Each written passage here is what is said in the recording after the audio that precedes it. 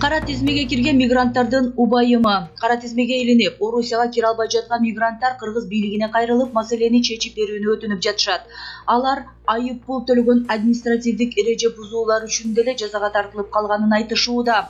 Bir канча жылдан бери Орусияга барып келип иштеп жүргөн Сапарбай Абдылдаев апрелде Оштон Москвага учуп барып, Домодедово аэропортунан кайтып келген. Ал Орусияга кирүүгө тыюу салынганын ошол жерден билген. Мени кара тизмеге 2019 эле киргизип коюшуптур. Аны билбей эле 2020 декабрда Кыргызстанга паспортумду жаңыртуу үчүн келгем. Москвада айдоочу болуп иштегем. Административдик мыйзам бузуулар болгон, айып пул төлөгөм, чектерим да бар. Айып пул төлөсөм деле мыйзам бузуу катары кара тизмеге негиз боло берет экен. Ошондой деп түшүндүрүштү. Канча жылга Орусияга кирүүгө тыюу салынганы, кандай негизде экени түшүнүксүз бойдон калды дейт ал. Дагы бир маектешибиз Замирбек Асанов 3 жылга чейин Орусияга кире албайт. Ал дагы Москвада айдоочу болуп иштегенин, жолдогу эреже бузуулар үчүн айып пулдарды өз маалында төлөгөнүн айтууда. 1 жылдан бери Кыргызстанда жумушсуз жүргөн ал 10 000 деген кыргызстандыктар ушундай абалга туш болгонун белгилеп, кыргыз бийлигин көйгөйдү чечүүгө чакырууда. Москвадан текшерттим. Мага 2023 жылга чейин кирүүгө тыюу салыныптыр. Ушул маселени бийлик карап койсо жакшы болмок. Мунапыз сурап беришсен. Садыр Жапаров февралда Москвага барганда дал ушул маселени чечүүгө убада берген эле. Орусияга ишке кетиш керек. Бул жакта жумуш жок. Азыр 3-4 таанышым мага окшоп бушайман. Орусияга кайра кире албай отурабыз. Расмий маалыматтарга караганда, ушу тапта Орусияда жашап иштеп жүргөн кыргызстандыктардын саны 700 000ден ашуун. Административдик эреже бузуу жана миграциялык талаптарды сактабаганы үчүн 43 780 кыргыз жаранына Орусияга кирүүгө тыюу салынган. Кара тизме бир нече категориядан турат. Айталы, оор кылмыштар жана олуттуу мыйзам бузууларга айыпталган чет өлкөлүктөргө Орусияга кирүүгө биротоло тыюу салынат. Административдик мыйзам бузгандардын көбү 3-5 жылга чейин өлкөгө кире алышпайт. Москвадагы Нарын коомунун төрагасы Азамат Адылгазиев кара тизмедеги кыргызстандыктардын көбү 2 административдик эреже бузуу үчүн чектөөгө кабылганын, алар айып пулду төлөгөндө деле кош жазага тартылып жатканын белгиледи. Мындай 2 айып пул үчүн кара тизмеге кирип калгандар аябай көп. Алардын көбү Кыргызстанда паспортун алмаштырып, ар кандай амалдарга барып жатышат. Дагы бир бөлүгү Москвада четке чыккандан коркуп жүрөт. Кээ бирлери билишпейт деле.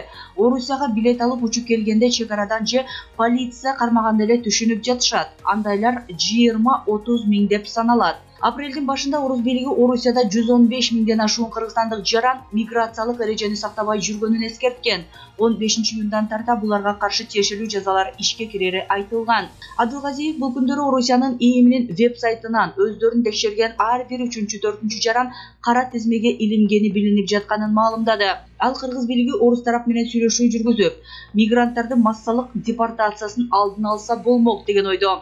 Эгерде кыргызстандыктарга 2 административдик мыйзам бузуу үчүн жазаны жойсо, кара тизмедегилердин саны дээрлик 90%га чейин кыскарат. Атамбаев Медведев менен айдоочулук күбөлүктү макулдашкандай эле Орус тарап менен сүйлөшүүлөрдү жүргүзүш керек. Бул бажы жана Евразия экономикалык биримдигиндеги келишимдерге да туура келбейт. Анда биримдикке мүчө өлкөлөрдүн жарандарынын эркин жүрүүсү, соода сатык жүргүзүүсүнө убада кылынган. Эми бир киши автоунаасы менен жүк алып келе жатып, Орусиянын аймагына кирди дейли. Ал Москвага жеткичи 2 жерден токтотуп, 2 административдик айып пул салса эле дароо кара тизмеге кабылып жатпайбы?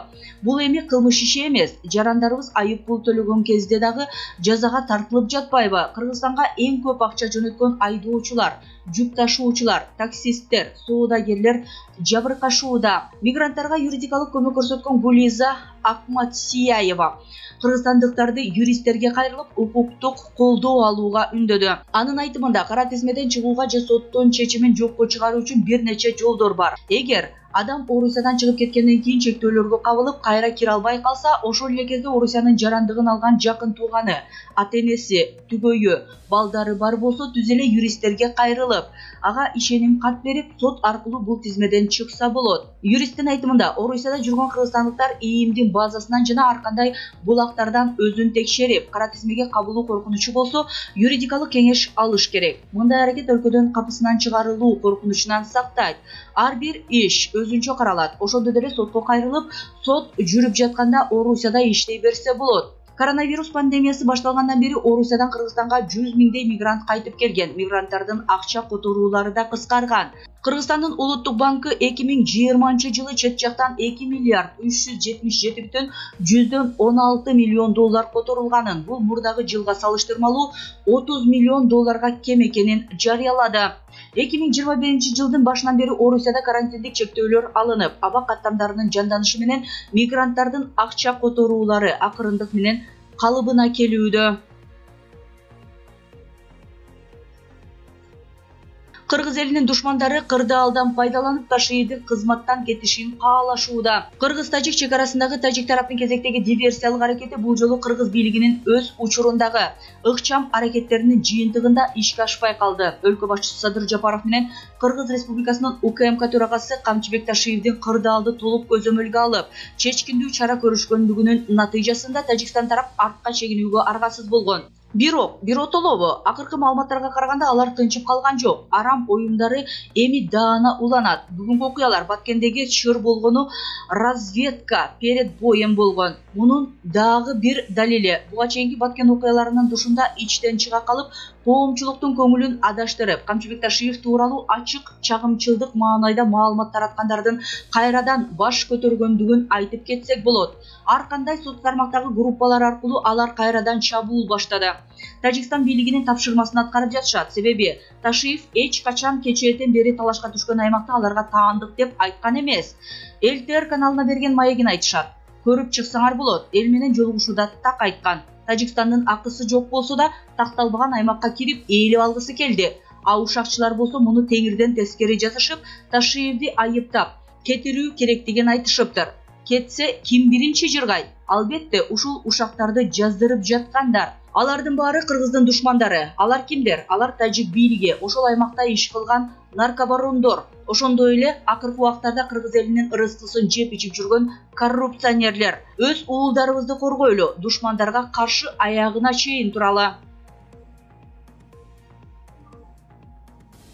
Баткен окуясын баштоо менен Тажикстан эмнеден утулду? Нишанов. Каргашалуу бул окуяда Тажикстан эмнени уткурду? Тизмектеп кетейин. Бул менин жеке аналитикалык изилдөөмдүн тезистик жыйынтыгы. Биринчи, дүйнө коомчулугунун алдында Рахмон агрессор катары таанылып, тажиктер маалыматтык согушта жеңилди. Экинчи, расмий экспорт жана бейрасмий кирип аткан контрабандалык ГСМ тартыштыгы. Айына орто эсеп менен 60 тоннага ГСМ. Ошол себептен жазгы талаа иштери токтоого дуушар болду. Үчүнчү, кышы менен бекитип, жазында кымбат сатабыз делген мөмө жемиштери. Парникте бышкан эрте жаздагы мөмө жемиштери экспортко чыкпай, ирип-чирип баштады. Ошонун айынан ички толкундоолор жаралып жатат. Төртүнчү, Кыргызстан аркылуу дүйнөгө ачылган тажиктердин соода сатык каналы баары блоктолду. Экономикалык чоң кризиске кептелди. Бешинчи, Сүлүктүү кенинен чыккан орточо эсеп менен алганда 250 миң тонна көмүрдүн дээрлик 75-80% Тажикстанга кирчү. Ал токтоду. Алтынчы, 30дан ашык өрүктүн сорту болгон биздин продукция Тажикстан бренди аркылуу дүйнө жүзүнө таратылып келген. Ал да токтоду. Жетинчи, Кызыл Кыя цемент заводунун экспорт болчу продукциясы токтоду. Орточо эсеп менен 1500 тонна цемент айына. Курулуш материалдары абсолюттук түрдө кирбей калды. Бул себептен баалары ички рынокто кескин түрдө кымбаттады. Тажик элинин терисин шылып атат. Бул да басынтылып келген элдин кыжырын кайнатууда. 9-чу, көлөкөдө уктап жаткан оппозициялык көз караштагы тажик оппозициясына кыргыздар дух берип койду. Алар саясий баш паника алып кеткен чет элдеги активисттер. Алар ойгоно баштады. 10-чу, талибанчы тажик террористтер ойгонду. Алар көпкө чейин Рахмондун бийлигин башын оорутат. 11-чи, көп өлкөнүн кызыкчылыгын арттырган наркотрафик каналы буулду. 12-чи, бензин баасы асмандап, логистика туңгуюкка кептелди. Элдин социалдык экономикалык абалы кескин начарлап кетти. Элдин социалдык төлөмдөрү, пенсия, пособие, айлык эскиси бойдон калды, жашоосу оорлошту. 13. Тектүү Кыргыздын илгертен байманаптык замашкасы бар эмеспи? Мардигерлик менен күн өткөрүп келген Баткенге чектеш тажиктер баткенчилердин талаа иштерин аткарышып, күнүнө бир адам орточо 600 сомдон эмгек акысын алып турган эле. Эми арифметиканы караңыз. күнүнө Баткен шаары районуна келген тажик мардигерлердин санын жана өлкөбүздөн чыгып аткан акчага саресеп салалы. А. Кызыл Бел постунан 1000ге жакын адам. Б. Карабак участкасы 600-800 адам. В. Ляккан Тажикстан участкасы 1000-1200 адам. Эми жалпылап орточо эсеп менен алсак күнүнө 3000ге чукул адам кирип чыгат. 3000 көбөйтүү 600 1.800.000 сом күнүнө. 1.800.000 көбөйтүлгөн 30 54 миллион сом. 54 миллион сом 7 айга көбөйткөндө 378 миллион сом. 4.447 миллион доллар. Бул кызылдай акчалай колго берилет. Эч кандай Баткен районунун шаарынын бюджетине салык төлөнбөйт. ЕСУВОМ системасына единая система управления внешней миграции катталбайт. Тактап айтканда, чек араны кесип өткөндүгү жөнүндө маалымат эч бир жерде катталбайт. Башкача айтканда, мыйзамсыз кирип чыгышкан. Акжол Нишанов.